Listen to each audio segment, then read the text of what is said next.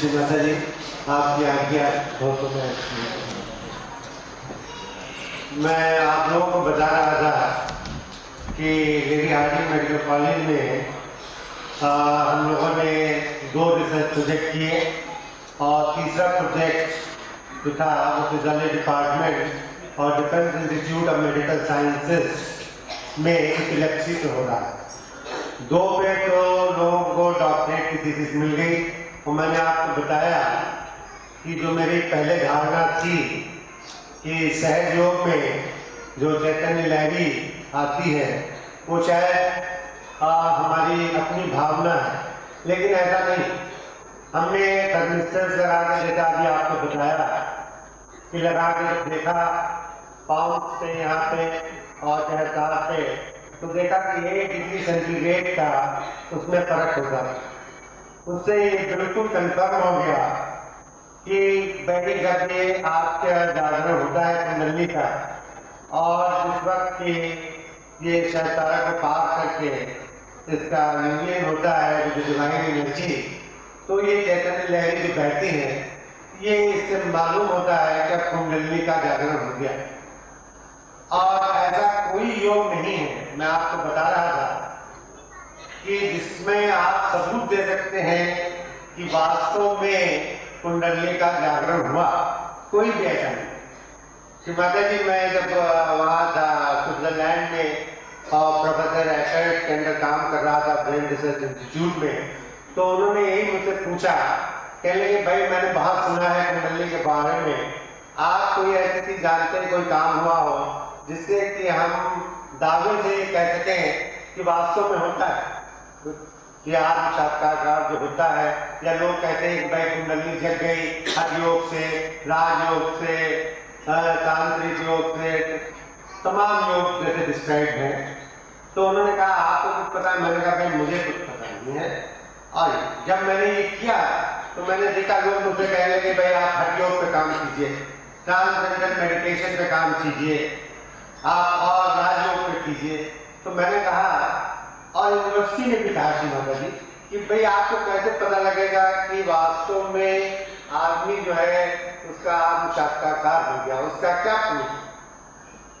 जब सहज योग का लेक्चर मैंने श्री माता जी का सुना तो मुझे लगा कि यही एक ऐसा योग है जिसके के ऊपर रिसर्च की जा सकती है। हम बता सकते हैं कि वास्तव में कुंडली का जागरण हुआ। और जब हम लोगों ने रिसर्च करके देखी तो देखा कि वास्तव में जिस वक्त कुंडली का जागरण होता है और आप देखते हैं कि चैतन्य लहरियां बहने लग जाती है। अगर चैतन्य लहरी नहीं बह रही है, इसके मतलब ये है कि अभी कहीं पर रुकावट है। अगर गर्म हवा बह रही है, इसके मतलब कहीं पर रुकावट है। और जब हमने ये बताया यूनिवर्सिटी में तो लोग बोले कि जरूर ये काम शुरू कीजिए। तो माता जी पहले वो मानते नहीं थे, कहने लगे इससे तो सारी दुनिया का भ्रम जो है वो दूर हो जाए, क्योंकि अभी सारे संसार यहाँ पे हिंदुस्तान, यहाँ के लोग जितने बाहर जाते, जैसे ट्रांससेंडेंटल मेडिटेशन का हुआ है, हठ योग का हुआ, इतने लोग गए और फिर क्या हुआ कि उससे हिंदुस्तान की एक इमेज खराब ही हुई, क्योंकि बाद में लोगों को पता लगा कि इससे कोई खास फायदा नहीं होता बल्कि नुकसान होता है। इसलिए हम लोगों ने ये काम शुरू किया लेडी हार्डिंग में माता जी की आज्ञा से, और हमने देखा कि सहज योग ही एक ऐसा योग है जिससे कि बहुत ही सरल सिंपल तरीके से आपको आत्म साक्षात्कार हो सकता है। और यही नहीं, उसके होने के बाद जैसे मैंने अभी आपको बताया था कि हमारे ब्लड में चेंजेस हो जाते हैं, हमारे मस्तिष्क में चेंजेस होते हैं, हमारे हृदय में चेंजेस होते हैं, हमारे मसल्स में चेंजेस होते हैं, हमारा हर एक सेंटर जो है उस सेंटर में वो जागृत हो जाता है, एक्टिवेट हो जाता है, और उससे जो फायदे होते हैं वो तो अनेक हैं। उसका समझना जो था बड़ा मुश्किल था, और इसीलिए आज तक लोग इसको समझ नहीं पाए। जब श्री माता जी ने बताया तब ये समझ में बात आई। और श्री माता जी ने 5 साल पहले मुझे कहा था कि भाई कैंसर में ये बहुत फायदा करता है। मैं आपको सच बता रहा हूँ, मुझे उस वक्त लगा, मैंने कहा तो कुछ नहीं श्री माता जी से, लेकिन मुझे लगा कि भाई कैंसर में कैसे फायदा करता होगा। ये क्वेश्चन मार्क, एक प्रश्न मेरे दिमाग में था। जब हम लोगों ने और काम किया तो अभी मुझे ऐसा लगा और उसके काम के जो रिजल्ट्स निकले उससे लगा कि सहज योग ही एक ऐसा योग है और ऐसे जिससे कि हम कैंसर को श्री माता जी प्रिवेंट कर सकते हैं और ठीक कर सकते हैं। दोनों काम में हो सकते हैं। एड्स को भी जो है वो कर सकते हैं। ये एक बहुत बड़ी देन है और मेरा ख्याल ये है कि ये यहाँ पे अब इस वक्त जरूरत यही है कि लोग जो है वो इसको करें। इससे उनका जो है ना हार्ट चक्र है वो स्ट्रांग हो जाता है, उससे ज़्यादा एंटीबॉडीज बनती है और उसकी वजह से वो जो कैंसर सेल्स नॉर्मली बॉडी में प्रोड्यूस होते हैं, हर एक मनुष्य के शरीर में मैं आपको बता दूं कि कैंसर सेल्स जो हैं वो पैदा होते रहते हैं और हमारे अंदर जो इम्यूनोलॉजिकल सिस्टम है उसमें एक ऐसे सेल्स होते हैं जिनको हम नेचुरल किलर सेल्स कहते हैं। वो नेचुरल किलर सेल्स जो हैं वो उन ट्यूमर सेल्स को, कैंसर सेल्स को इन्फेक्ट कर लेते हैं, खा लेते हैं और उसकी वजह से क्या होता है कि हम लोग इससे बचे रहते हैं, हमें नहीं होता। लेकिन जब हमारा ये चक्र दूषित हो जाता है या किसी वजह से खराब हो जाता है, ब्लॉक हो जाता है, तो आप देखिए कि उसका फंक्शन कम हो जाता है और हम लेफ्ट साइड में ज़्यादा चले जाते हैं, वो चक्र खराब हो जाता है और उसके बाद क्या होता है कि जो नेचुरल किलर सेल्स हैं वो बनना बंद कर हो जाते हैं और ये कैंसर सेल्स जो हैं ये भावी हो जाते हैं और उसकी वजह से कैंसर डेवलप हो जाता है। इसलिए मैं अब बहुत जोरों से कहने लगा हूँ और मेरी धारणा है और मैंने श्री माता जी से भी कहा, मैंने कहा कि श्री माता जी ये एक तो बड़ी देन है आपकी विश्व के लिए। आज तक संसार में, विश्व में कोई नहीं जानता कि कैंसर का काज क्या है, कोई नहीं जानता कि कैंसर कैसे प्रिवेंट हो सकता है, कोई नहीं जानता कि कैंसर ट्रीट हो सकता है। हम लोग ट्रीटमेंट करते हैं, रेडियोथेरेपी देते हैं, कीमोथेरेपी देते हैं और दवाएं देते हैं, लेकिन उससे क्या होता है कि थोड़े दिन तो चलता है लेकिन और खराबियां पैदा होना शुरू हो जाती है और धीरे धीरे मनुष्य का अंत हो जाता है, बड़ा दर्द होता है, पेन होता है। लेकिन सहज योग अगर वो मनुष्य करता है तो मेरा ख्याल है कि ये जो भयानक बीमारी है जो ग्रसित कर रही है कैंसर है, इससे मुक्ति पाई जा सकती है और संसार में लोग जो हैं इस वक्त बहुत घबराए हुए हैं। मैंने देखा, मैं किताबें पढ़ रहा था, अभी कुछ नई आर्टिकल्स निकले अमेरिका के और उन्होंने लोगों ने कहा कि हम लोग बहुत घबराए हुए हैं कि ये जो मॉडर्न मेडिसिन साइंस है इसका तो कोई फायदा ही नहीं हुआ। Billion of dollars are wasted in research and nothing else. मैं कहता हूँ कि ये सहयोग का जो है अगर आप करना शुरू कर दें तो ये जो है आपको कैंसर, जिन लोगों को नहीं है अच्छे हैं उनको होगा नहीं, जिन्हें है उनका अच्छा हो सकता है। तो इससे अच्छी बात और क्या है। ये तो श्री माता जी की एक बहुत बड़ी देन है।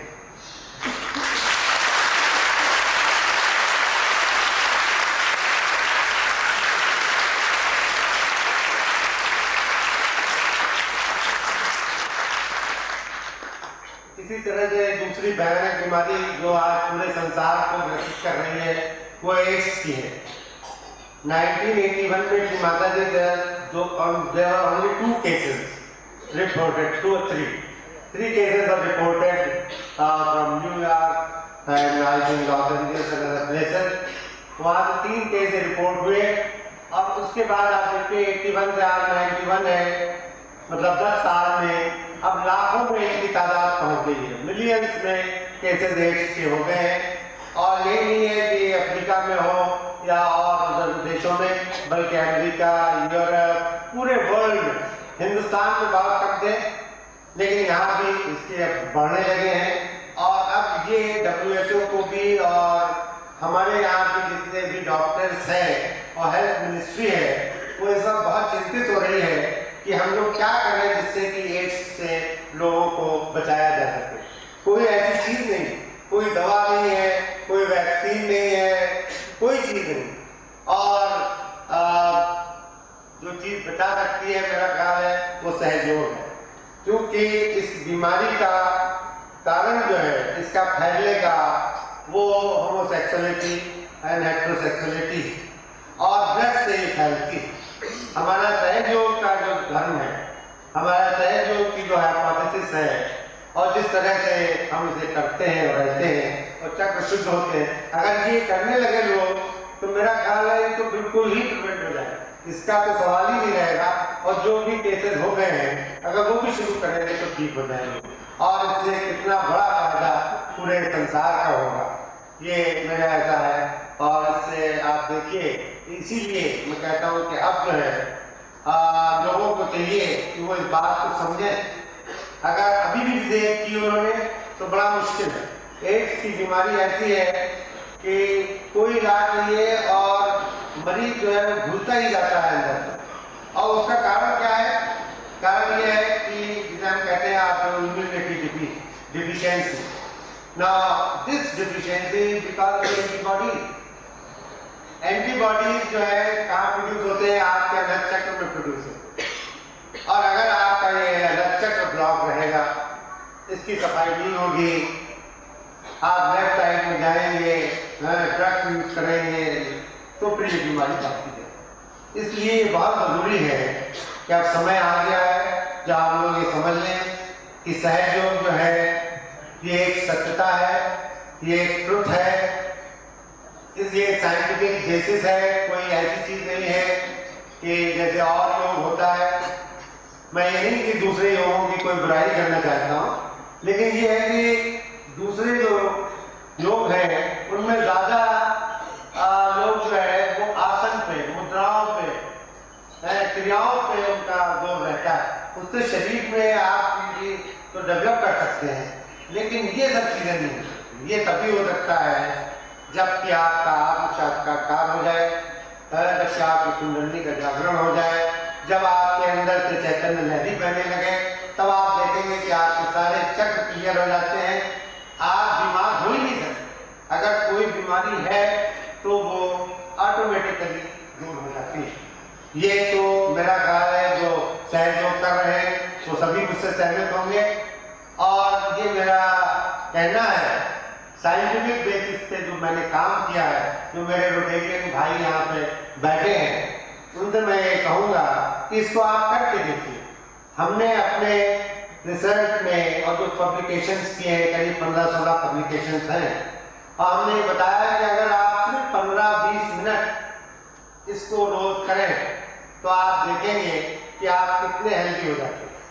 आपके अंदर जो दिन भर तनाव रहता है, जितना स्ट्रेस रहता है, जिसकी की वजह से आप में एड्रेनलिन की मात्रा बहुत बढ़ जाती है, ब्लड लैक्टिक एसिड बढ़ जाती है, उससे एंजाइटी न्यूरोसिस हो जाती है, तमाम चीजें हो जाती है। इन सब एंजाइना हो जाता है, इन सब चीजों से आपको मुक्ति मिल जाएगी। आपको कोई भी ड्रग्स नहीं खानी पड़ेगी। आप शुरू में ड्रग ले सकते हैं, लेकिन आप देखेंगे कि जैसे हमने अपने रिसर्च करके आपको बताया था कि थोड़े दिन बाद वो ड्रग छूट जाती हैं और बिल्कुल छूट हो जाता है। मुझे अपना खुद एक्सपीरियंस है। मुझे 85 में एंजाइना का अटैक हुआ, पता है। मैं उस वक्त सहयोग में आया था और कोई मैंने काम भी उस वक्त नहीं किया था। हुआ ये कि मुझे डॉक्टरों ने मेडिसिन लिख दी, मैंने खाना शुरू कर दिया। फिर मैं एक दिन बैठा हुआ था तो सहयोगी तो उन्होंने कहा भाई आप सहयोग कीजिए, तो आप करते तो हैं नहीं, जब आप करेंगे तभी तो उसका असर होगा। तो मैंने करना शुरू किया और मैंने करना शुरू किया तो आपको मैं बताता हूँ कि मैंने ड्रग्स ली जो थी वो धीरे धीरे अपने आप में भूल गया लेना। जैसे होता नहीं कि जब आपको अंदर से तबीयत ठीक रहती है तो आपको दवा खाने की आदत मतलब याद नहीं आता, वही मेरे साथ हुआ। मैं बीटा ब्लॉकर पे था, कोई डाइट्रेविडॉल पे था, तो और चीज़ों पे था। वो धीरे धीरे एकदम से कम होने लगी और 15-20 दिन में मैं शिमाता दी वो सारी ड्रग्स खत्म हुई। उसके बाद ही हुए क्योंकि मेरा जो मेडिकल सुपरिटेंडेंट का जॉब था, 2 अस्पताल थे, राउंड लेना पड़ता था, वो कम से कम 1.5 मील का होता था, जो सारा ऊपर नीचे चलना। और आप देखिए कि एंजाइना के मरीज को 15 दिन बाद ही इतना, मुझसे लोग कहते थे डॉक्टर आप मत चलिए, राउंड मत दीजिए, मैं कहता भाई मुझे कुछ पता ही नहीं चल रहा है, तो मैं ऊपर नीचे ना भागना देखना सारा होता रहा। और ये सब सहयोग की कृपा है, कि माता जी की कृपा है। और मैं आपसे क्या कहूँ, बस यही कहूँगा कि इसको आप करिए और करके देखिए।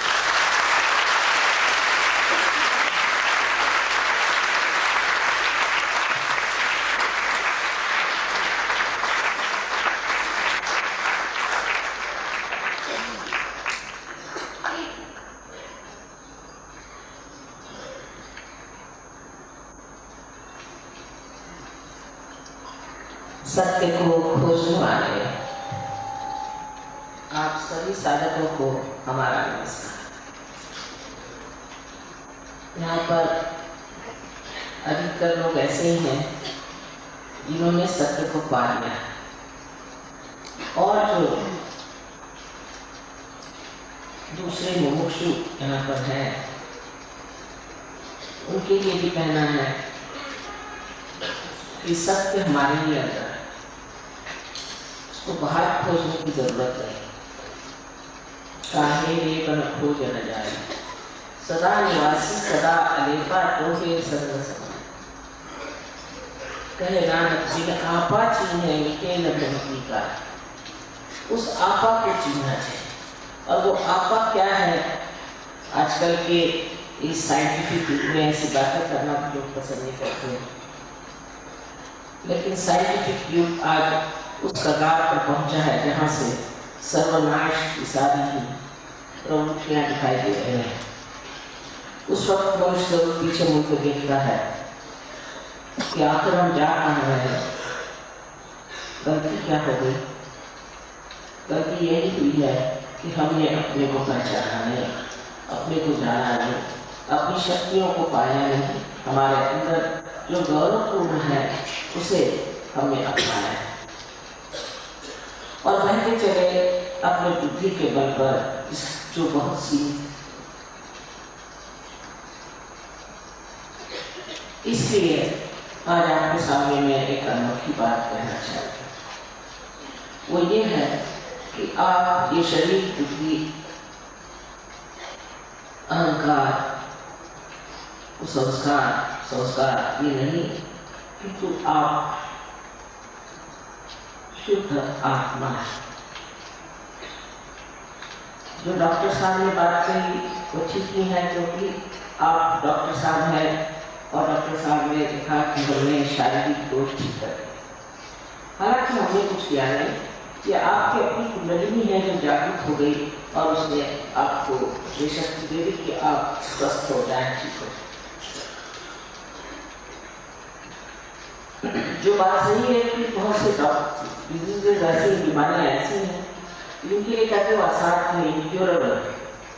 लेकिन वो क्यों है? इसकी वजह ये भी है कि मेडिकल साइंस जो है वो सिर्फ शरीर से ही रिश्ता रखता है, और साइकोलॉजी जो है वो मन से रिश्ता रखता है। साइकोलॉजी का साइंस अभी तक बहुत कम बड़ा हुआ है, उसको सब चाइल्ड साइंस कहते हैं। और जो शरीर का साइंस है वो भी मेरे विचार से बहुत सीमित ही है। लेकिन मनुष्य सिर्फ शरीर और मन ही नहीं, इससे परे आत्मा भी है। अब सिर्फ शरीर की बीमारी में मतलब तो ठीक है, किसी को चोट लग गई, किसी को शरीर में कोई दुख हो गई, तकलीफ हो गई, लेकिन मन की बीमारी और शरीर की बीमारी जो जिसे साइकोसोमैटिक कहते हैं, ऐसा जब इलाज होता है, कॉम्बिनेशन होता है, तब बीमारियां बिल्कुल असाध्य हो जाती हैं। क्योंकि अपने आप जानते हैं कितना स्पेशलाइजेशन है कि एक काम के लिए अलग डॉक्टर, दूसरा के लिए अलग डॉक्टर। तो इसे कहना चाहिए कि अनेक तरह के मिलान से इस तरह परम्यूटेशन और कॉम्बिनेशन होते हैं, उससे जो बीमारियां होती हैं वो असाध्य हो जाती हैं।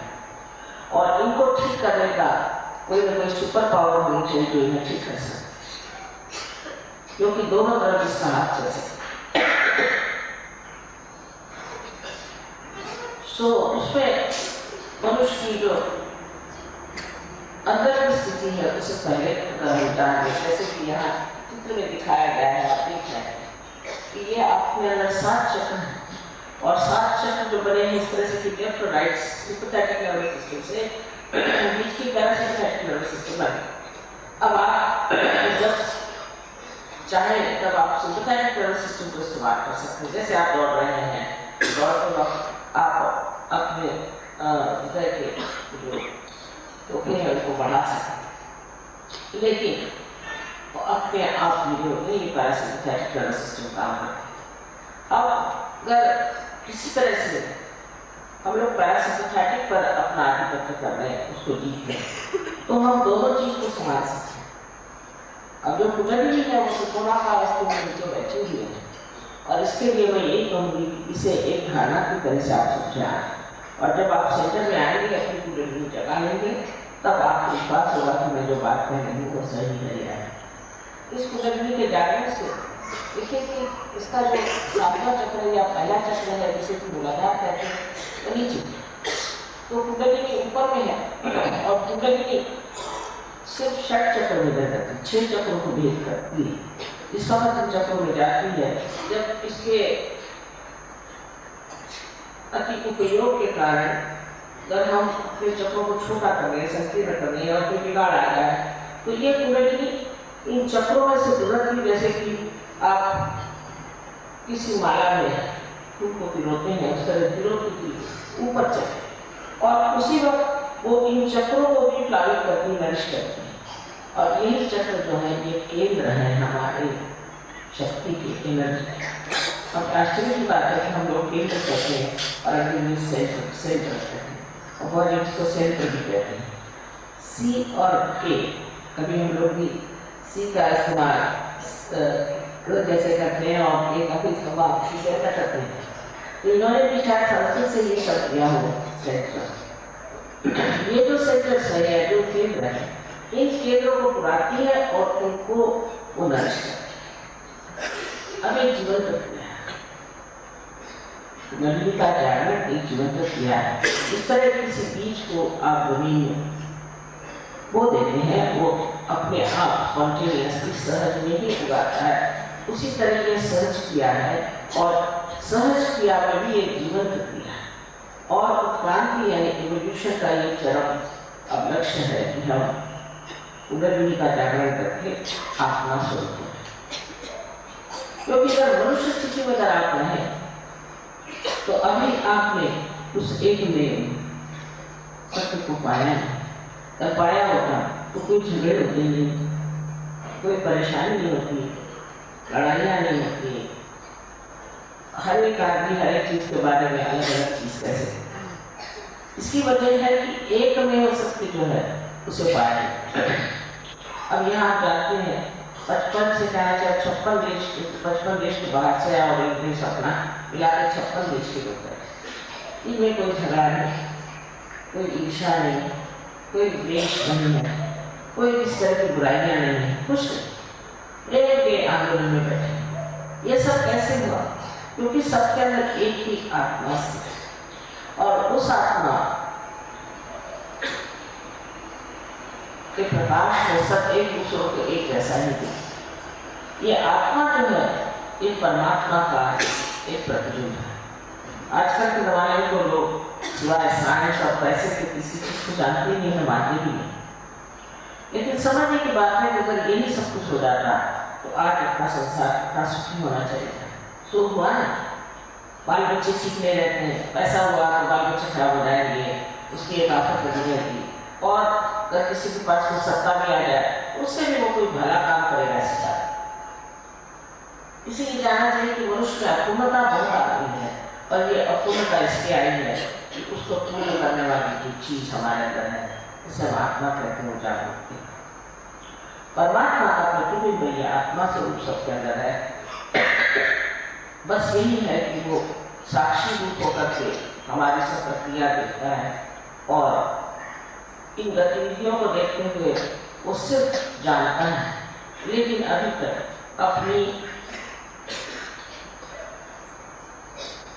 अपने प्रकाश उसने हमारे चित्त में फैला है।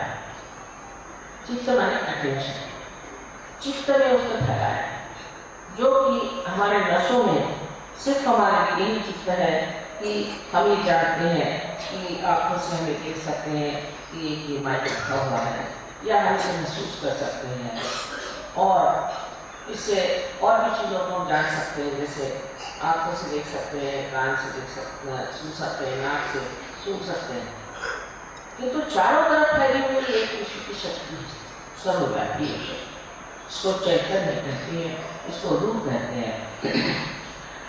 ये जो जितने भी कार्य जो कितने सुंदर फूल हैं, एक छोटे से बीज से या पौधे से कितने सुंदर फूल निकल आए, ये कैसे आए हम सोचते भी नहीं, कि आँख कैसी बने इसे हम सोचते भी नहीं, वो सोचते नहीं, हम सोचते बस हम चीज़ का इंसान बन गए तो बहुत। लेकिन ये बने कैसे करें, इधर आप ध्यान दें, अगर आप गंभीरता पूर्वक सोचें तो ये किसी न किसी वजह से बने, और ये वजह ये है अब मनुष्य चेतना से ऊपर एक चेतना जो आत्मा की चेतना है उसे हमें प्राप्त है। और वो जब चेतना हमारे शरीर को चेतित करती है तो हमारे अटेंशन में, हमारे चित्त में उसका प्रकाश आ जाता है और हम नस नस में उसको महसूस करते हैं। तब हम जान सकते हैं कि चारों तरफ फैली हुई चैतन्य सृष्टि है, ऐसी ठंडी ठंडी हवा आपके आने लग जाती है। और सर के चारों बात से भी आप देखते हैं कि कुंडलिनी जब ब्रह्मांड को यानी ताली को छेड़ती है तब हम जानते हैं कि ठंडी ठंडी सी हवा है। इससे हमारे अंदर सबसे पहले तो संतुलन आया, संतुलन आने के बाद हमारे जो विचार हर समय हमारे खोपड़ी में घुसे रहते हैं वो ठंडे होते हैं। ये विचार भी हमको आगे कहाँ से है, तो भविष्य से और भूतकाल से। हम आज वर्तमान में इस वक्त कहाँ है ये विचार में है, क्योंकि उसमें विचार ही है, इस वक्त कुंडलिनी का जागरण हो जाता है, तब आप बराबर वर्तमान में आ जाते हैं विचार। इसे विचार समाधि कही है जो कि हठ योग है। डॉक्टर साहब ने कहा वो बात ठीक है कि आजकल का जो हठ योग है ये वास्तविक में हठ योग नहीं है। पातंजलि के हठ योग का पढ़े तो उन्होंने कहा है कि विचार समाधि और विकल्प समाधि पाना ही इस योग का लक्ष्य है। किंतु लक्ष्य तो हम लोग सिर्फ ये कि कुछ एक्सरसाइज करें, कुछ ये करें, ये तो बहुत ही छोटी सी चीज़ है इस अष्टांग योग की कि आप भी एक्सरसाइज करें वो करें। हम लोग भी लोगों को बताते हैं कि आप एक्सरसाइज करिए। अगर कोई शारीरिक इस तरह की दुविधा में आपके घर रीढ़ की हड्डी स्पाइनल कॉर्ड पड़ गया हो, किंतु कुंडलिनी स्वयं इतनी आतुर है, वो आपकी माँ है, आपकी व्यक्तिगत माँ है, आपकी अपनी माँ है, वो सब आपको गाने जाती है कि वो स्वयं भी उठ करके सब चीज़ धीरे धीरे धीरे धीरे ऐसी सुंदरता से अच्छी कर देती है कि आप स्वयं आश्चर्य हो जाते हैं ये कैसे। और उसके होते ही आपका सारा दृष्टिकोण, आपकी सभी चीज़ बदल जाए, एक परिवर्तन सा। अरे पहले का आपके जीवन प्रक्रिया है, इस पर जबरदस्ती नहीं कर सकते, एक जीवन प्रक्रिया है। जैसे कि ये इंस्ट्रूमेंट है, जब तक इसको आप मेन से नहीं लगाएंगे इसका कोई अर्थ नहीं निकलता। उसी प्रकार जब तक हमारा संबंध इस मेन से न हो, ये चारों तरफ फैली हुई चैतन्य की सृष्टि से हमारा संबंध न हो, इसे हठ योग में ऋतंभरा प्रज्ञा कहा जाता है, तब तक हमारा भी कोई अर्थ नहीं। लेकिन ये होते ही अनेक चीजें हमारे अंदर हो जाती है। जैसे डॉक्टर साहब ने बताया कि असाध्य रोग ठीक हो जाता है, और उसके बाद में आपकी मानसिक स्थिति ठीक हो जाती है, संतुलन में आप आ जाते हैं, साक्षी स्वरूप आपका रहता है, लक्ष्य तत्व भी आपको जागृत हो जाता है, अनेक तरह की चीजें हो जाती हैं। लेकिन ये सब जो है ये महत्वपूर्ण है। बहुत से लोग मुझे पास आए हैं, हजारों लोगों को बीमारियाँ ठीक हुए सब, और फिर वो चले गए, उन्होंने कुछ ध्यान डाला नहीं कि कोई गहरे नहीं से फिर दूसरी बीमारी लेकर पहुँचे। तो रात में मुझे ये करना लगा कि सबकी बीमारियाँ ठीक करते हैं। लेकिन अगर मनुष्य गंभीरतापूर्वक उसको सोचे कि अगर यही सब कुछ है तो ये तो हमारे हित के लिए और सारे संसार के हित के लिए, तो क्यों ना हम इस चीज़ को करें और उसको हम क्यों ना प्राप्त करें।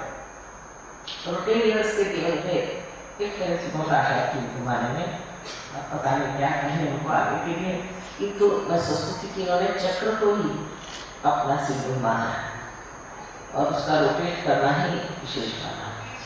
ये बहुत बड़ी बात है। लेकिन उस सिंबल को मानते हुए हम लोग क्या हमारे चक्रों की ओर नजर करते हैं, करते नहीं है। जिसके लिए चक्र खराब हो जाएंगे उस दिन शारीरिक, मानसिक और बौद्धिक अनेक प्रश्न ऐसे आपके सामने खड़े हो जाएंगे कि लोग कहेंगे असार इसका कोई सोल्यूशन है। किंतु कुंडली का जागरण हो जाएगा और आत्मा स्वरूप हो सकते उस प्रकाश में अपने को देखेंगे तो हर चीज का सोल्यूशन, हर चीज की कार्य प्रणाली आप समझ सकते। उससे जो योग है, जैसे टीएम के बारे में बताया तो मैं बिल्कुल नहीं मानती हूँ और इस तरह की बहुत सारे जादू वादू करते रहते हो, ये तो सब बेकार की चीजें हैं। क्योंकि उसकी जो कार्य प्रणाली है, इसे मोडस ऑपरेंडी कहना चाहिए, वो बोल के बता सकते कैसे, वो बताए कैसे होता है। पर यहाँ तो हमसे बता सकते हैं कि कुंडलिनी का जागरण कैसा होता है, कौन सा चक्र है, और उसका प्रमाण, उसका सबका प्रमाण आप आश्चर्य करेंगे इतना ये प्रमाण युक्त है कि इससे ज्यादा साइंस में आपको प्रमाण नहीं मिल सकता। एकदम सुखाना चाहिए कि परफेक्ट इसका आप उदाहरण दे सकते। हमारे यहाँ अभी 3 डॉक्टर देखते हैं इनकी प्राप्त करी है और भी डॉक्टर्स करेंगे इसको पर अगर आप लोग इस चीज को विशेष रूप से समझने की कोशिश करें तो सिर्फ इतना ही करना है कि आप हमारे सेंटर्स पर आए, क्योंकि हम लोग पैसा नहीं देते। इसका पैसा क्या देंगे, आप कितना पैसा देंगे? सब लोग पूछते हैं माँ कितना पैसा है, अरे कितना पैसा देंगे? इस जमीन अपनी भूमि में हम लोग इतना उसको विचार सजाते हैं, उसमें से इतना अन्न बचता है, इतनी सृष्टि बनती है, उसे कितना पैसा देते हैं? वो तो पैसा समझते नहीं। इसी प्रकार सहयोग में पैसे से कोई संबंध नहीं, ये बिना मूल्य चीज होती है। और बहुत से लोगों ने मुझसे कहा कि अगर आप बिना मूल्य काम करेंगे तो इसकी कोई महत्ता नहीं समझेगा। मैं न समझने दो, इसमें जबरदस्ती थोड़ी कर, इसका कोई मूल्य आप बताओ कितना दोगे तो फिर मैं मूल्य भी लगाऊं, लेकिन इसका मूल्य है अमूल्य चीज का मूल्य है। और ये सारी शक्ति प्रेम की शक्ति, प्यार की शक्ति का कोई मूल्य नहीं है। इसलिए ये प्यार किसी में लिपटता नहीं, ये सबको जो शक्ति है देना, जहाँ जाए जिसको जैसे देना उसको देता है और फिर अपनी जगह से। ऐसे इस प्यार का कोई मूल्य नहीं है और कोई अगर परमात्मा के नाम पे मूल्य लेता है ये सोच लेना चाहिए कि बड़ा है। इसलिए मैंने बात ये कही कि हमारे क्योंकि बहुत अच्छे यहाँ से जो भी लोग हैं जिन्होंने अपनी जगह बना ली है, कहीं स्कूलों में कहीं भी ये प्रोग्राम, वहाँ नम्रतापूर्वक आपको जाना चाहिए। ये नहीं होना चाहिए कि आप सोचना बहुत बड़े आदमी हैं, बड़े पैसे वाले हैं, वहाँ पे सबके साथ बैठ करके आपको वहाँ पर ध्यान करना चाहिए और कुंडलिनी का ध्यान रखना है। और मैं इस बीमारी ठीक करने के लिए उससे बचने के लिए किंतु आत्मा को प्राप्त करने के लिए, क्योंकि ये आपका धरोहर है, ये आपका हेरिटेज है, आपके देश का हेरिटेज। आज अपने बाहर के लोग इतने मानते हैं, उतना हिंदुस्तान में नहीं है।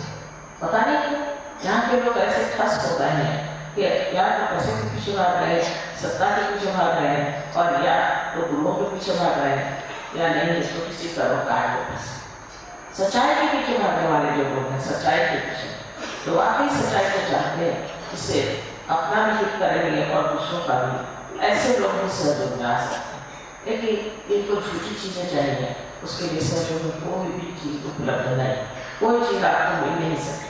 अब मैं साफ साफ पता देना चाहती हूँ कि जिसको सहयोग में आना है वो यही मन में ठानिए कि मुझे अपना जीवन, अपने घर गृहस्थी का जीवन, और इतना ही नहीं इस शहर का, इस देश का, सारे विश्व का जीवन सुधारने की जिम्मेदारी है। इसका सहयोग का उपयोग एग्रीकल्चर में बहुत होता है, जानवरों पे होता है, हर एक पर होता है। बहुत इस पर हम लोगों ने एक प्रयोग किए हुए हैं, यहाँ साइंटिस्ट बैठे हैं, इन्होंने प्रयोग किए। लेकिन ये सारी बातें दिमाग में घुसना आजकल के लोगों के लिए जरा मुश्किल हो जाती है, इसलिए मैंने सोचा कि पहले अगर थोड़ी सी भी जागृति हो जाए तो उस अंग से एक प्रकाश से वो जरूर सत्य को देखेंगे और अपने को ठीक करेगा। एक से एक इसके चमत्कार हुए हैं। बहुत से लोग जो गाना नहीं जाते थे बड़े आर्टिस्ट हो गए, बड़े बड़े आर्टिस्ट का नाम हो गया है, बहुत बड़े जो पेट कराने जाते पेट करने लगे, जो कभी भाषण देने जाते थे ओरेटर्स हो गए। ऐसे अनेक जगह अनेक अनेक चमत्कार हैं। और सबसे बड़ा इसका चमत्कार ये है कि आप शांतिपूर्ण हो जाते हैं, आपके सर की जो परेशानियाँ दूर हो जाती हैं, ऊपर की जो दुनिया है वो बैठ जाती है और आप शांति में जीवन में आ जाते हैं। और उस शांति में जीवन में आकर के आप एक आनंद के साथ इसकी अनेक बातें आपको बताने की है कि क्या क्या हो सकता है, किंतु आज समय इतना नहीं कि मैं आपको सारी बात करूँ। वास्तविक मुझे पता नहीं था कि आज का प्रोग्राम बिल्कुल बनाया हुआ है, जो भी लोग इतने थोड़े समय में भी काफ़ी बातचीत हो चुकी।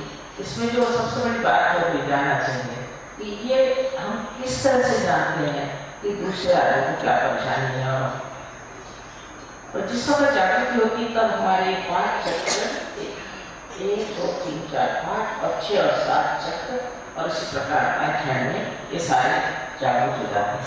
इतना तो मेडिकल साइंस कहती है कि सिंथेटिक नर्वस एग्जाम हो रहा है कि फिर सारे में जाए। ये जागरूक हो जाने से हमें पता होता है कि ये मानसिक स्थिति को बताता है और ये शारीरिक और बौद्धिक स्थिति को बताता है। उसके बाद जब आप किसी के भी और हाथ करें तो आप जान सकते हैं कि कौन सी चक्र कर रहे हैं। उस पर इशारे आते हैं। मान लीजिए कि आपको कहीं गर्मी लगेगी, कहीं आपको ऐसा लगेगा कि चुनचुना रहा है, कहीं लगेगा फ्रीजिंग है। बहुत छोटे बच्चों को तक पानी होता है। और उसके बाद आप तो इतना जान लें कि किस तरह से ये तकलीफें दूर हटाया गया तो आप आसानी से। दूसरा ये है कि आत्मा का जो प्रकाश हमारे चित्र में आ जाता है उससे हम कलेक्टिवली कॉन्शियस होते हैं। माने ये कि दूसरों के बारे में हम जान सकते हैं, इसको क्या सामूहिक चेतना है। दूसरा कोई रह नहीं जाता, सबको अपने हाथ में महसूस कर सकते हैं, अपने को भी महसूस कर सकते हैं। अगर किसी को बीमारी शुरू हुई होगी तो उसको पता हो जाता है और बता सकता है कि मुझे क्या बीमारी। दूसरी चीज यह है कि इस चित्र को आप जहाँ भी लगा वो चित्र जो है खुद ही डायरेक्ट जब आदमी जब ऊंची के साथ पहुंच जाता है तो उसका एक कटाक्ष भी काफी, एक कटाक्ष से भी वो कुंडली का जागरण कर सकता है।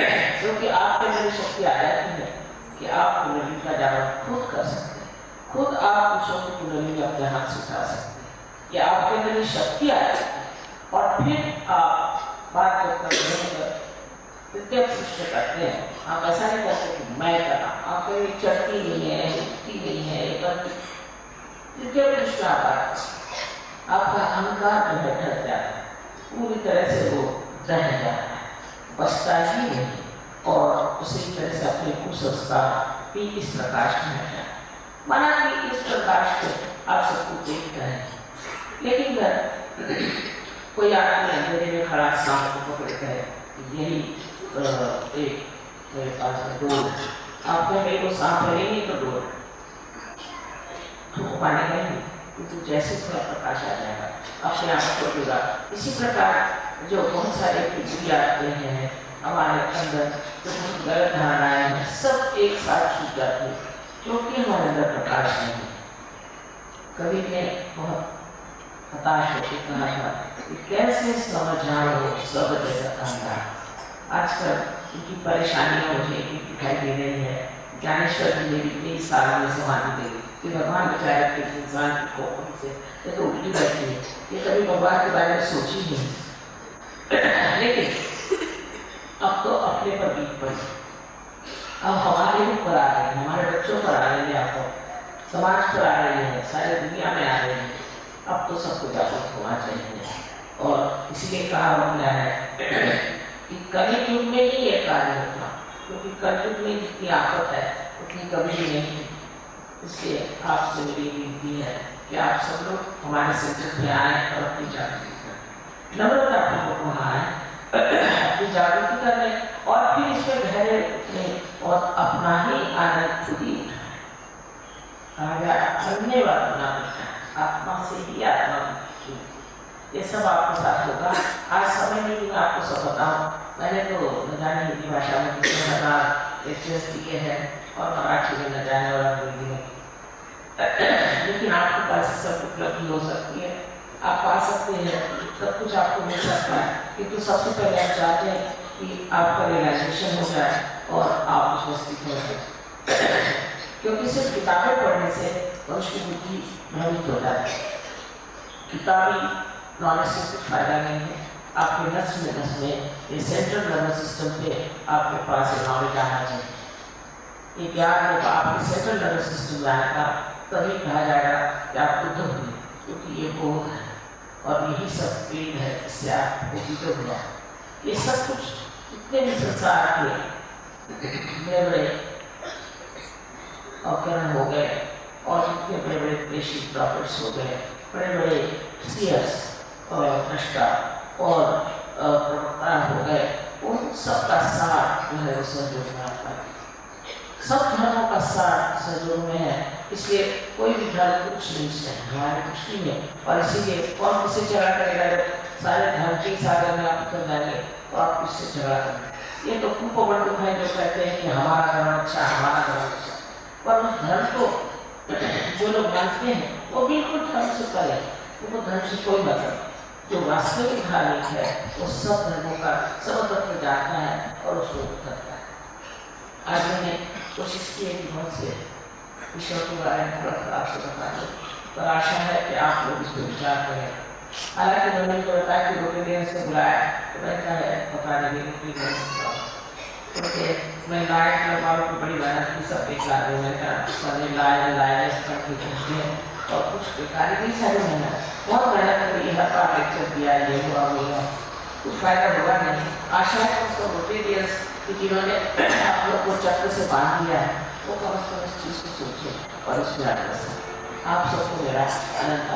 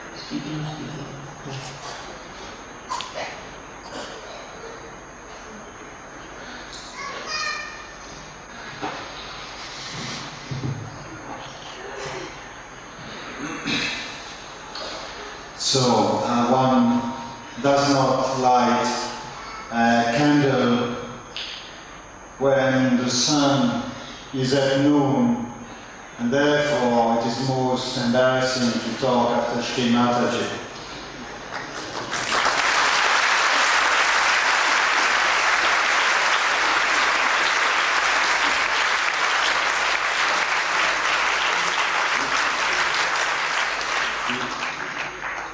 Besides, Shri Mataji is our Guru, and it is in itself very embarrassing to talk before one's Guru.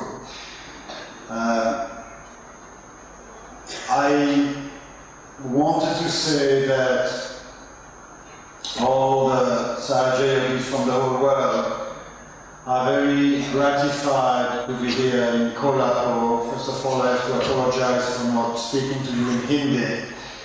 Maybe in the next life, not now. Somehow we have been visiting Saptashringi, we have been visiting Tulsapur, Bharani, we have been visiting Dhulia, other places of Maharashtra, but we keep coming back in Kolhapur because Shri Mataji says this is the seat of the power of evolution which in the Sahaja Yoga Shastra revealed by Shri Mataji is guided by the deity of Sri Mahalakshmi. And we live at a very momentous time of history because the world is in a very big mess. I often feel that people in India do not know to what extent the Western society has been effectively affected and is being destroyed by materialism, which is unchecked. And now that Marxism seems to have been defeated, you have basically only the law of profit and the rule of money, which seems to be left, with the exception of two countries which are not insignificant because these two countries represent 40% of the population of the globe. And this is why it is so auspicious, Shri Mataji, that China and India, who are the oldest civilization in this planet, have come together and are hopefully developing a new relationship of friendship. Because India and China are those countries which have values which are not completely covered by sheer materialism. However, all this preaching will not help anybody because one cannot ask anybody else to turn away from materialism if something more exciting, something more fulfilling, something more enjoyable is not offered as an alternative. And this is where I feel Shri Mataji's message is unique as a spiritual leader, because she does not tell us, give up materialism because materialism is bad. She tells us, go beyond materialism because the fruits which are to be enjoyed beyond materialism are much more enjoyable. And this is what self-realization is about. It is the space between the sacrum bone and the top of the head, which is the itinerary of our transformation. Without that transformation, it will be totally illusory to continue to pretend that we can improve the pitiful way in which we manage our planet. I am working with the United Nations, and the only thing it does to me is to be more aware of global issues. We are in a world where 1 billion people live below poverty level, where other countries are indulging in all kind of wasteful consumerism. It's impossible to bring balance to this planet, to the human beings who have created this big disorder, if human beings cannot get their self-realization. And this is the dividing line between Shri Mataji and all the other teachers, spiritual masters that I have been, that we all here, Western Sarajevo, have been visiting in the past. That everybody talks about the necessity of transforming oneself to transform the world. But nobody can actualize that process. Shri Mataji can. This is why, in our eyes, she is not a saint, she is not only a guru, but with the evidence of our central nervous system and of the experience of this 16, almost 20 years of a ministry, we know that she is, in the language of this country, Maha-Avatar.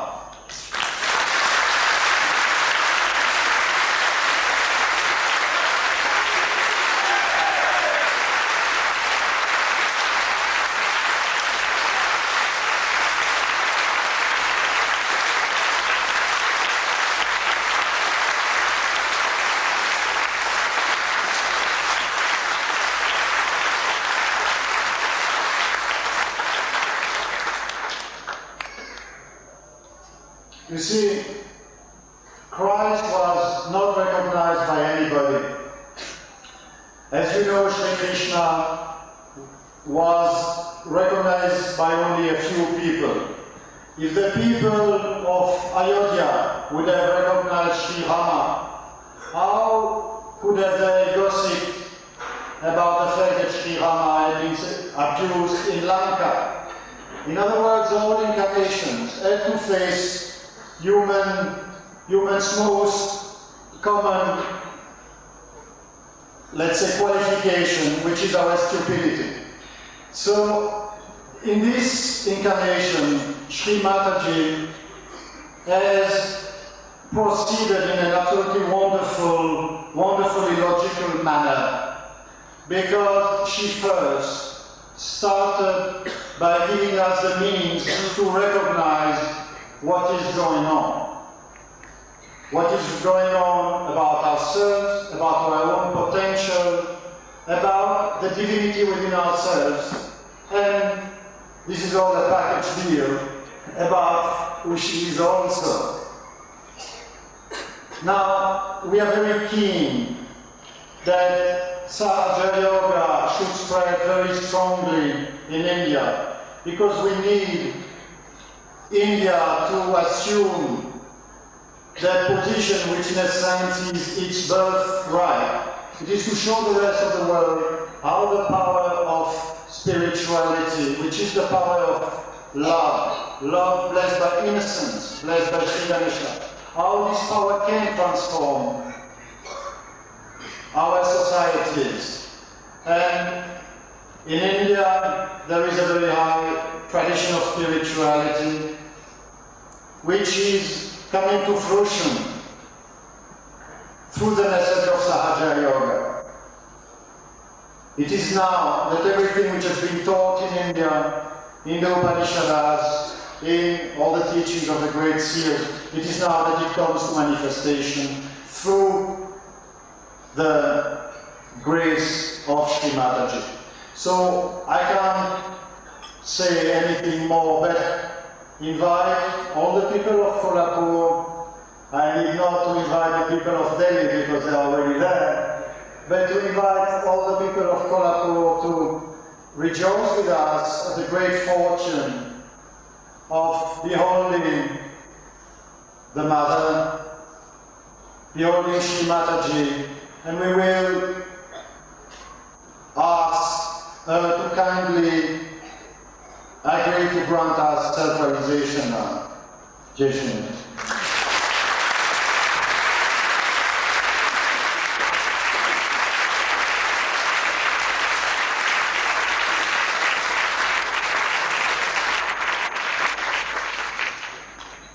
I've already told you that most of you are relaxed here. I should come to the center to get your self-realization is much better. Because then you will realize how the people who are doing self-realization are so equipped. I hope you all will understand this. May God bless you.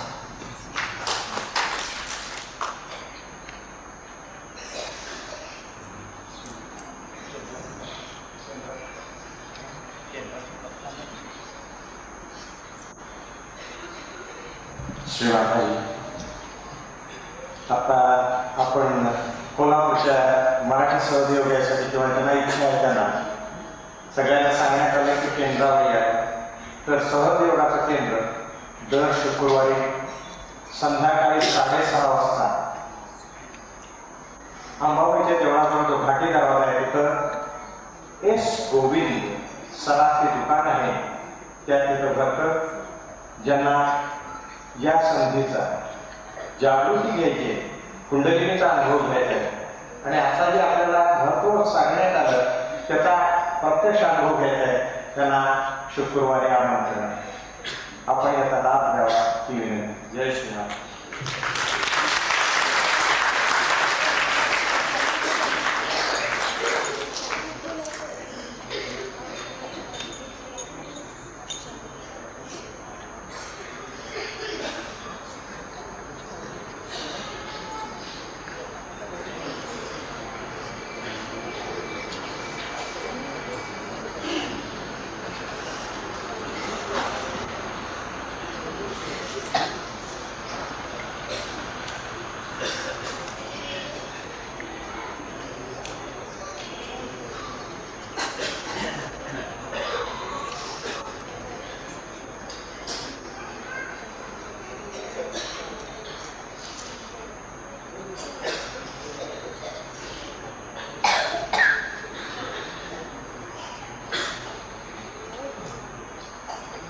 प्रश्न आहे की मानवी देहामध्ये अभिमाया शक्तीचा संचार झाला होतो का हा एक उत्तर होते म्हणजे संक्षेप होते. देवीला काही धंदे आहेत नाही लोकांनी चांगला नुसतं मोह करायचं ते भूत ते भूताने भूत आहे त्याच्या जवळ सुद्धा जाऊ नये. आता मला नसेल तर की देवळाची भूत कशा ती साक्षात महालक्ष्मी तुमची स्वयंभू आहे. तिला तेवढं चैतन्य वाटायला तिच्यासमोर असे खाण्याचे प्रकार करायचे काय सांगणार कोणी ऐकणार आहे का मला. मुंबईला महालक्ष्मीचं मंदिर आहे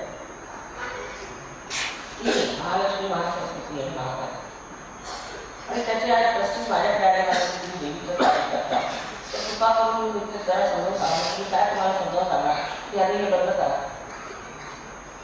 मुळीच त्याच्या मार्गाला जाऊ नये आणि ह्याने नुसते कॅन्सरचा रोग जाऊ शकतो मुळीच जाऊ काय नाही तुम्हाला सहजगात आल्यावर कळेल की कुठून येतं भूत कुठं येतात ते काय होतं कलेक्टिव्ह कॉन्शियसनेस काय की सायंटिफिकली तुम्हाला कळेल समजून मुळीच त्याचे रोग जाऊ तुमच्या राहण्याच्या कालापासून साधन करून गेले तर त्याचा वरील अधिकारी किंवा वैशिष्ट्य अधिकारी कोणी नाही ही चैतन्य सृष्टी करते असतात परमेश्वरात असतात.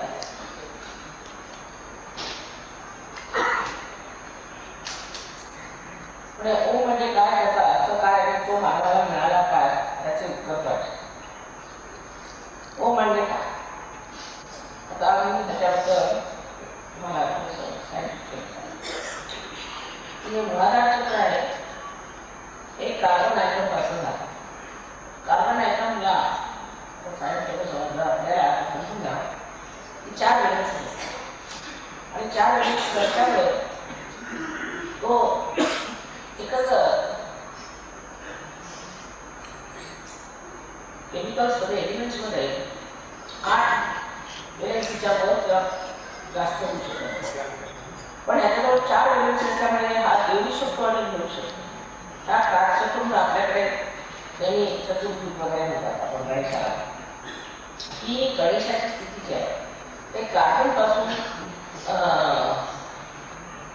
त्याचा म्हणजे चक्र बघता हे कार्बनच्या एखाद्या ॲटमसारखं बनवलेलं आहे. आता जर तुम्ही कार्बनचा ॲटम आता हे आम्ही सायंटिफिकली प्रूव्ह केलेलं आहे. एक सायंटिस्ट आहे तो पण आहे मिस्टर योहान आणि पराडीकर अमेरिकेत आहे त्याने आपला सांगितलं की त्याला सांगितलं की असा त्याचा एक हे बघा मॉडेल बनवल्यावर त्याच्या जेव्हा डावीकडून लाईट जातात तर उजवीकडे दिसू लागलं उजवीकडे ओम दिसायला आणि उजवीकडून डावीकडे होतं तर स्वस्ती दिसतं आणि खालून वर दिसलं तर त्यांना चक्र. तर ओंकार हा ओम शब्द आहे त्या सुरुवातीला जेव्हा आदिशक्ती आणि परमेश्वर त्यांच्यावर अंतर आला परमेश्वराने सांगितलं आदिशक्तीला तू सारी सृष्टी मिळतो त्यावेळा तो टप्पा झाला तोच ओंकार आणि ती जेव्हा क्रियाशी झाली त्याने ओंकार मिळाला. कारण फार मोठं आहे तर तुम्ही तिच्या लेखी दिलेले आहे एवढ्या शॉर्ट टाईमला मी सांगू शकत नाही पण सायंटिफिकली यांनी प्रूव्ह केलेलं आहे की या मुळाधार चक्रावरती तुम्ही 3 गोष्टी व्यवस्थित होऊ शकता. एक म्हणजे ओंकार दुसरीकडे डावीकडे तुम्ही स्वस्तिक आणि वरच्या बाजूला हे आम्ही सिद्ध केलेलं आहे. त्यावर त्याने लेक्चर्सला दिलेले आहे त्या एका पुस्तकात सुद्धा आहे.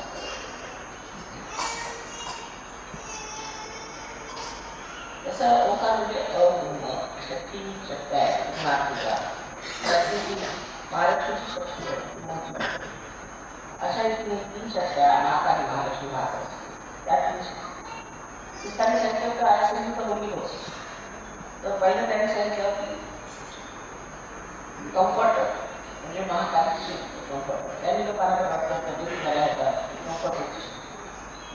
तो त्यांनी सांगितलं की काउन्सिलर ज्यांनी समजावून सांगतील प्रमाण किती बुद्धीला देत प्रत्येक अशा जीवाची तर्क वगैरे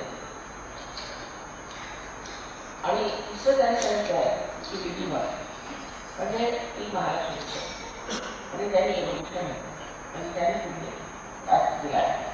आता हे सांगितलं की त्या लोकांना ते सांगितलं त्या सांगावं तुम्ही नाही महालक्ष्मी जी आहे क्या शक्ती मध्य मार्गातली 1200 नर्वस सिस्टम त्यांनी बनलेली आहे त्याच मार्गाने बनलेली आहे म्हणून जर प्रश्न विचारला ना की तुम्ही महालक्ष्मीच्या देवळात बसून उद्या असं काम का म्हणजे कुंडली म्हणजे महालक्ष्मीच्या देवळात तुम्ही आंबेडचं नाव का देता उद्या आहे अहो समजा जोगा लिहिलेला आहे रामदेवाने इतक्या वर्षापासून तुम्ही गाता की जोगवा मागेला आईसा जोगवा मागेला तो जोगवा कोणता ना जोग म्हणजे आईला मी योगवा माग पण त्या देवळात बसून महालक्ष्मीच्या देवळात तुम्ही उद्या काम म्हणता असा प्रश्न विचारला जाईल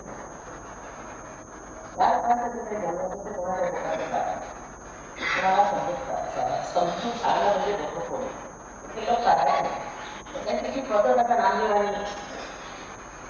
नामदेव गोरा कुंभाराकडे गेले गोरा कुंभार त्यावेळेला हे शिट्टी ते कुंभार ते आपले माती फुगवत बसले आणि जाऊन त्याला बसला समोर अगदी आश्चर्यचकित स्तंभित म्हणतात काय की निर्गुणाच्या भेटी आलो सगुणाशी निर्गुणाच्या भेटी आलो सगुणाशी हे साधारण अक्षराचं म्हणणार आहे आपण तर एक दुसऱ्या पाण्याला मुलाला समजतो एवढी मोठी गोष्ट फक्त संत आहे पण संतांची भाषा करण्यासाठी तुम्ही संत व्हायला पाहिजे हे सूक्ष्म कराशिवाय तुम्हाला संतांच्या भाषेचं म्हणा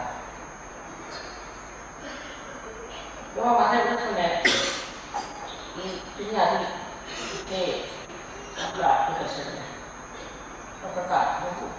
त्याच्यानंतर हे सगळे पुस्तकात कारण पुस्तकांवर पुस्तकं लिहिलेली हजारो पुस्तकं लिहिली लायब्ररीच्या लायब्रऱ्या भरलेल्या पण डोक्यात कोणाच्या जातच नाही त्याला कारण डोकं जाण्याचा एकच मार्ग आहे तो म्हणजे आधी तुम्ही आत्मा समजून त्याशिवाय तुम्हाला काही असे अनेक त्यांचे प्रकार आहेत जे प्रचलित आहेत हिंदी भाषेत कवितांनी किती घेऊन ठेवलेलं आहे तर कोणी कविताला समजतच नाही त्याला समजतच नाही की त्याने वेगळं की क्रीडा मला सुख म्हणणार क्रीडा पिकला सुख म्हणणारी शून्य शिखर पर अनहदवादी आता हे काय तुम्ही लिटरेचरमध्ये ते काय शिकवा त्याची त्याच्या जन्मात त्यांना माहिती नाही क्रीडा पिकला नाडी काय कुदरती जागर पण मुख्य म्हणजे हा तुमचा वारसा आहे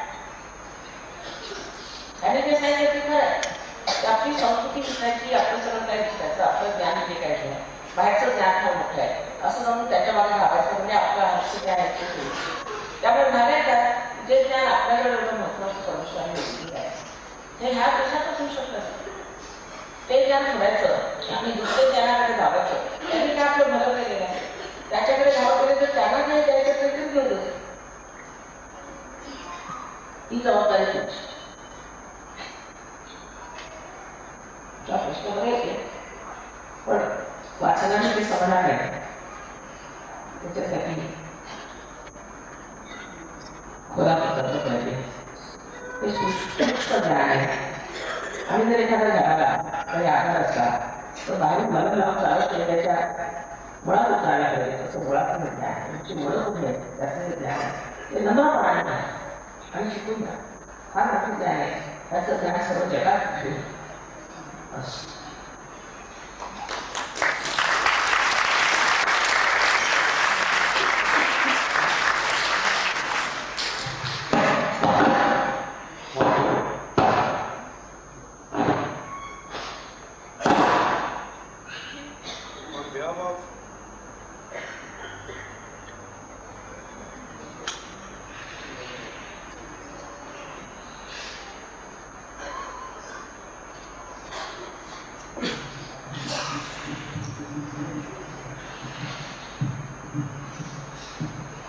On behalf of Agri-Government Kolhapur, I thank Mataji for visiting our club and blessing us with her good thoughts. On behalf of the club, I request her to accept a small memento as a token of love and affection.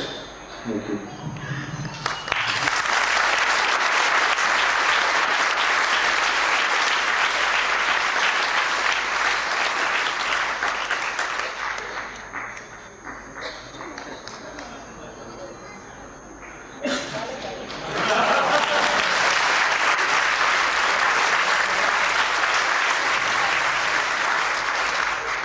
It's a statue of Mirabai, special statue of Mirabai, made at Kolhapur, Ganesha's. Very nice statue. Just to remember us for this gift. Thank you very much.